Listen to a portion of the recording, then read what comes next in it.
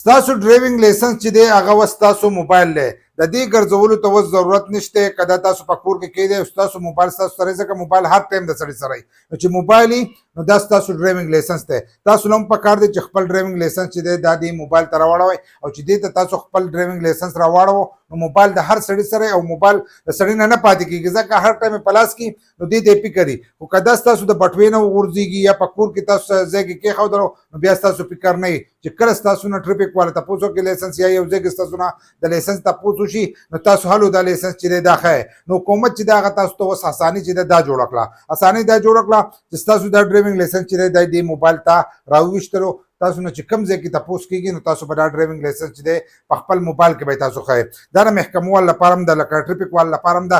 زیاتره افسران داسې دي چې هغه له دې نه نه خبر، که ته یې ورته وښایې نو هغه یې نه مني، هغه ته دا پته هم نه لګي چې دا لا په کوم دا سیسټم راوتلی. د هغو لپاره هم دا ویډیو ده، ځکه چې دا د حکومت د خیبر پختونخوا حکومت د طرفه راوتلی ده، پنجاب حکومت د طرفه، د هغو له طرفه هم راوتلی دی، او زموږ د دې حکومت د طرفه چې دی هم راوتلی دی چې اوس ستاسو دا ډرایوینګ لایسنس چې دی دا به ستاسو موبایل چې دی دا به کار کوي د دې په ځای باندې. لکه تاسو دا خپل ډیجیټل کولی شئ، ډیجیټل به شي په دې کې به کار کوي. کار به د دې صحیح د دې پیدې دا دي چې ستاسو دې لایسنس ګرځولو ته ضرورت نشته. ستاسو موبایل چې دی دا خو ستاسو لایسنس شو.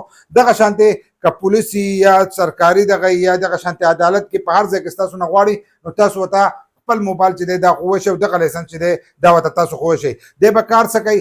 دی به کار په دې باندې کوي، په دې QR کوډ باندې به کار کوي. یو QR کوډ خو په دې باندې دلته شاته لګېدلی، یو QR کوډ چې دی دا به ستاسو په موبایل کې چې دی په دې کې به جوړ شي، دا به ستاسو سره نه وي. هغه QR کوډ په ترو باندې چې دی په لږو سکندو کې چې دی د دې هر سره چې دی دا معلومیږي، لکه ستاسو دغه معلومیږي. بل لا چې دا QR کوډ چې دی دا به جعلي او په 2 نمبر باندې چې دی دا به نه جوړېږي، دا به ښه اوریجنلي. دغه شانتې اوس دا لایسنس د ځینې کسانو چې دی جعلي جوړ کړی، لکه پولیسو ته په هغې کې مشکله راځي، نو په دې کې به ورته مشکله نه راځي چې څنګه هغه QR کوډ ووایي او ډایرکټ وګوري نو ډایرکټ په هغو ته پته ولګي چې دا اوریجنل لایسنس دی. نو یو دغه پیدا چې دا هم ده.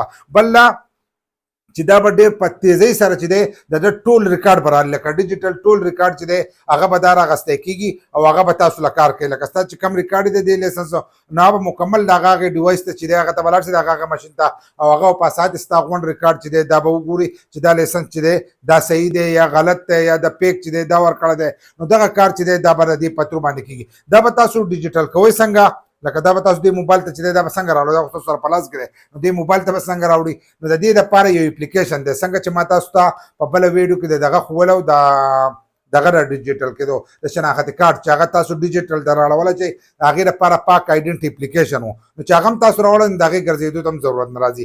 هغه هم ستاسو ډیجیټل شناختي کارت به جوړ شي. دغه شانتې ډیجیټل چې دی دا به جوړ کړئ نو ستاسو دا کارډونه چې دي په جیب کې به نه یو به جیب چې دی به ستاسو پکې شي. نو دا به تاسو په تصدیق ایپ باندې چې دی په هغې کې به آی ډي جوړه کړئ، چې په هغې کې آی ډي جوړه کړه، په هغې کې چې دی دا به تاسو سکین کړئ. چې سکین وکړو خپل هر سره یې ورته ور واچول نو د ځانه به ستاسو غونډ ریکارډ چې دی هغه به دې ته ور وخېږي او دا به ډیجیټل دغه شي ستاسو ډیجیټل لایسنس چې دی دا به جوړ شي. تصدیق ایپس چې بیا راته ووایم اکثر زه نوم والم ځینې کسان نه پېژني، دا به په پلی سټور کې سرچ کوئ. دا د خیبر پختونخوا دی. نور سہولیت چې دی هغه هم تاسو ته په هغې کې میلاویږي. نو هغه اپلیکیشن په موبایل کې انسټال کړئ او د هغې په ترو باندې چې دی دا تاسو ډیجیټل کولی شئ.